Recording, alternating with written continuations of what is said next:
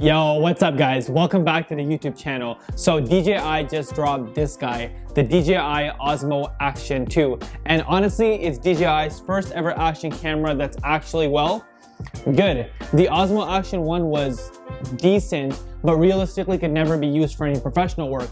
And that all changes with this action camera. Now there's a ton of features that are jam-packed into this tiny little DJI Osmo Action 2, and that can get overwhelming really quickly. So if you just picked one of these up on release day or whenever you're watching this video and you're picking one up, this video is all about the best settings that you can use on this camera to get the most cinematic footage possible. So let's dive into that right now.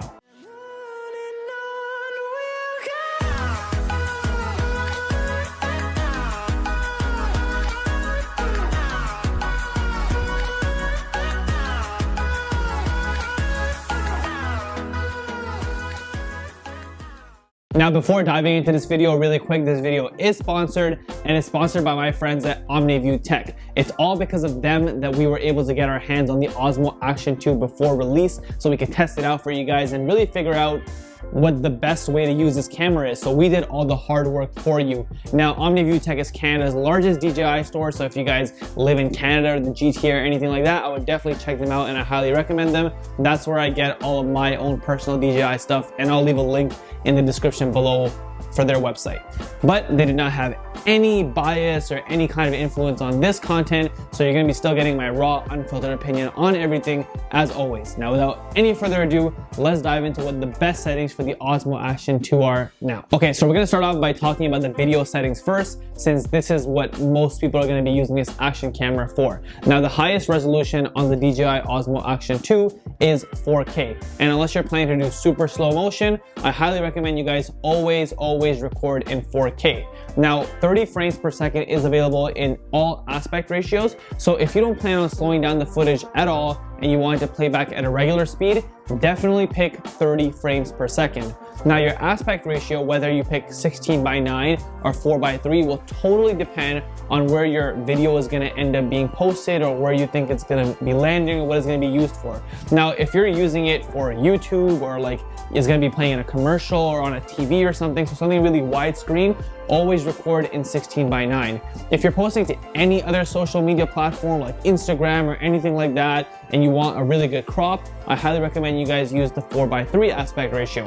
Now, keep in mind, the 4:3 aspect ratio is actually going to record more of the frame than 16:9. So if you're okay with having the black bars at the end of your video, or if you want to zoom in a little bit to make it look like 16:9 afterwards and decide what the crop is going to be, and you get okay with losing just a little bit of quality when you crop into 4K, then go ahead and use the aspect ratio 4:3. For me, anytime I post anything on YouTube, I record in 16:9 and I just do a better job of framing myself personally. Now, if you do want to slow things down on video and you want to use a 4:3 aspect ratio, the highest frame rate available in 4K at that aspect ratio is 60 frames per second. So if you want to slow it down while using 4:3, I highly recommend you guys film in 4K at 60 frames per second. Now, if you're okay with going to a 16:9 ratio and you're gonna figure out your framing yourself, you can actually stop down to 120 frames per second while recording at 4K. So that's even slower than 60 frames per second, which already gives you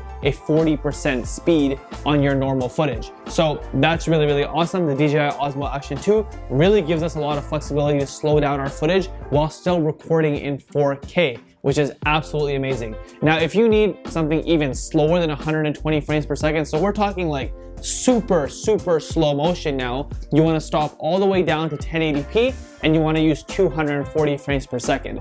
Now, I gave you guys a bunch of information and I'm going to give you my personal recommendation for what I use. Now, I personally don't really record a lot of slow motion, so for me, I'm always using 4K at 30 frames per second, and my aspect ratio totally depends on where my videos are going to end up.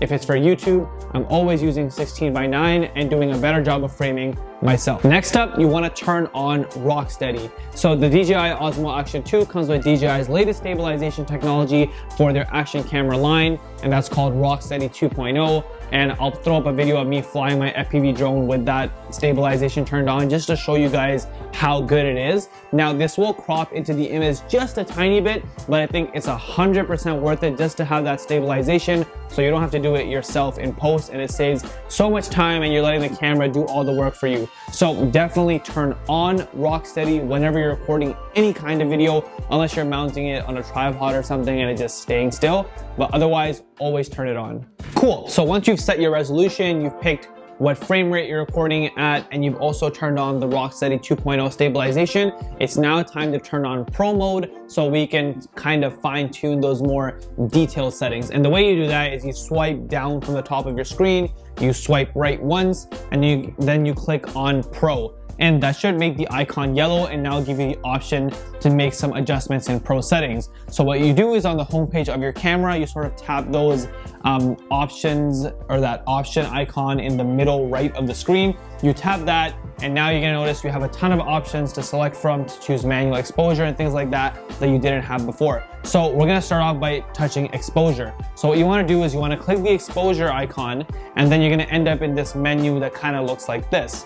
What you wanna do is you wanna tap on that little M in the bottom left corner, and that's gonna switch your exposure settings to manual now. So the aperture is locked at f2.8 like it is with most action cameras, so we can't do anything about that. But for our shutter speed, we are going to be following the 180 shutter rule, meaning you want your shutter speed to be double your frame rate. Luckily, the lowest shutter speed in manual mode on the DJI Osmo Action 2 is 1/60 seconds, and that is perfect because we're going to be recording in 30 frames per second most of the time, so we're going to be able to follow that 180 shutter rule. So go ahead and set your shutter speed to that. If you're filming at a different frame rate, just adjust accordingly. Now for our ISO, which is right next to it, 100 is the lowest this camera can go, and you do want to stay at that ideally to minimize grain, but I found that going up to 400 is actually okay, and just in case you need it in some low light conditions, you can definitely use that to bump up your exposure without affecting the quality of the image too much. So luckily, the DJI Osmo Action 2 actually allows us to set ISO in a range, so go ahead and pick the range of 100 to 400, and the camera will automatically cycle between that range when you're recording to give you the best possible exposure based on that limit that you've set. Okay, so next up, let's talk about white balance. If you guys have been watching this channel or been following me on Instagram for a long time, you probably know that with all DJI products, I just leave the white balance on automatic. I feel like DJI products do an excellent job of picking the correct white balance, and my images and my videos always look great. So in my personal opinion, you can just go ahead and leave that on auto white balance. So next up, we're gonna be talking about color. So by default, the color is set at the normal profile. You would definitely want to go ahead and change that to D-Cinelike. Now, D-Cinelike is DJI's flatter color profile for a lot of their devices, and what it basically does is that it'll just make the whole image look more flat, which in turn increases dynamic range. And it also gives you a lot of flexibility in post for you guys to go ahead and color grade your own footage. A bit of a disclaimer, you do need to know how to color grade to use this color profile, but if you do, it's definitely worth it. The extra dynamic range is worth it, and I highly recommend that you guys change that color profile over to D-Cinelike. And finally, we have the last of the pro settings, which is picking your field of view. Now you have three options. My personal favorite is the ultra wide angle camera, which makes use of the full 155 degrees in terms of field of view that this camera has. And I just think it's so cool. You can see so much of the scene around you. It's so easy to frame shots, especially in a 4:3 aspect ratio. You pretty much see everything, and I feel like it doesn't add that much distortion. It really protects the quality of the image. I've gotten some really awesome videos in that particular field of view mode, but it's all up to your personal choice depending on how much of the view or the scene that you actually want in frame. So if you're not using the ultra wide angle and you don't want a fisheye effect, I recommend you guys just go with a standard field of view, which is the wide angle lens, and it doesn't really distort it. It's completely de-warped. If for whatever reason you do want that fisheye look, then you can go ahead and pick that lens as well. Me personally, I'm using the ultra wide angle lens for almost every single shot that I'm taking, especially with those pendant shots with that pendant accessory that comes with the Osmo Action 2. I just have it hanging here, and because of the field of view, I can literally see everything around me, and I think that's so cool. So that's my personal favorite, the ultra wide angle lens. Now there are two more kind of secret settings that I want to talk about before we move on to the photo settings for the DJI Osmo Action 2. And the first one is full screen mode. So you can access this from the settings drop down at the top. and I recommend leaving this off. And the reason is because whenever you turn that on, it actually ends up making the video fill your entire screen. So you kind of lose those edges and you don't know what your framing looks like. So if you're going to be using this camera to record a lot of video, I definitely recommend that you guys turn off that full screen mode. Okay, so now next up, you want to scroll down from the top, you want to click the settings gear icon, and you want to scroll down to video compression. Now by default, this is set at high efficiency, so that's in an HEVC format. Now if you want to use the H.264 codec to record all your videos, which is what I recommend you guys do, you guys go ahead and change that setting to most compatible, and that's just going to give your videos more data for you to work with, and it'll just work better across a larger variety of devices. So definitely make sure you guys change the video compression settings, because it does make a difference and it will make your videos look better and retain more information and more data. And that's it. That's it for all the video settings for the DJI Osmo Action 2. Let's move on to photos. Now I know most people are not going to be using this camera for photos, but honestly, if you watch my full review on the DJI Osmo Action 2, which I'll link somewhere up here, you'll know that I actually really like the way the photos from this camera look. I was pleasantly surprised, which I was not expecting. So I actually think it's worth taking the time to set up the right settings on the photo features for this camera, just so if you're ever in a pinch and this is the main camera you have to take photos with, you're still able to get something decent. Now the good thing about the Osmo Action 2 is that if you turn on pro settings for video, it does so automatically for photos as well. So all we have to do is just tap on that little options icon in the middle right of the screen whenever we switch over to photos, and we can make some adjustments here. And honestly, the good part about photos is that you can kind of leave every single thing the way it is. I think the Osmo Action 2 does a good job of setting exposure automatically. The only thing that it would change is the file type or the file format from JPEG to RAW.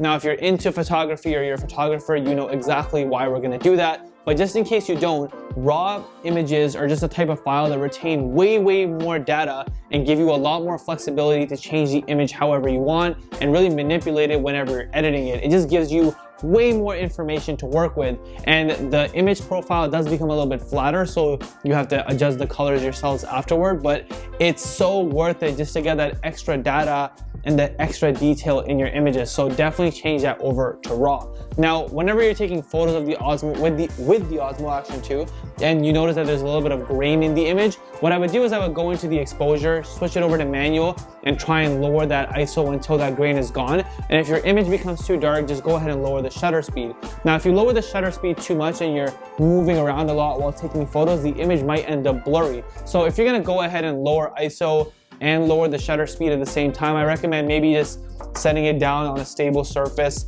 and then taking the photo, or using a tripod or something like that, just so it's not grainy. Also, for all images, definitely use the 4:3 aspect ratio.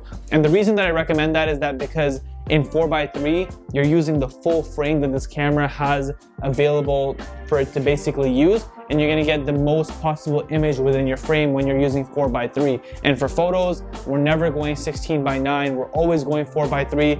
So definitely make sure that you go ahead and pick that aspect ratio. Also, in terms of field of view, the super wide angle lens is not available when taking photos. So just use the de-warped standard wide lens and you'll be good to go. And honestly, that's it. Those are all the settings that you need to adjust on the DJI Osmo Action 2 to get phenomenal photos out of it. And that's it for this video, guys. So I know that was a lot of information that I threw at you really quickly, but those are the best settings that you can possibly use for videos and photos on the brand new DJI Osmo Action 2. So if you guys found this video helpful and it really helped you out, make sure you definitely leave a like at the bottom of the page, smash that like button, it really helps out the video. If you feel like you missed anything, go back and watch that part again. You can slow down the speed or just pause it. I'll have a bunch of B-roll playing throughout this video for you guys, just so you know exactly where to go for each setting and where to change it. If you guys like this video, like I said, if you enjoy drones, photography, and all that kind of content, definitely subscribe to the channel. I would really appreciate it. That's all I have for this video though. I'll see you guys in the next one, and until then, keep creating.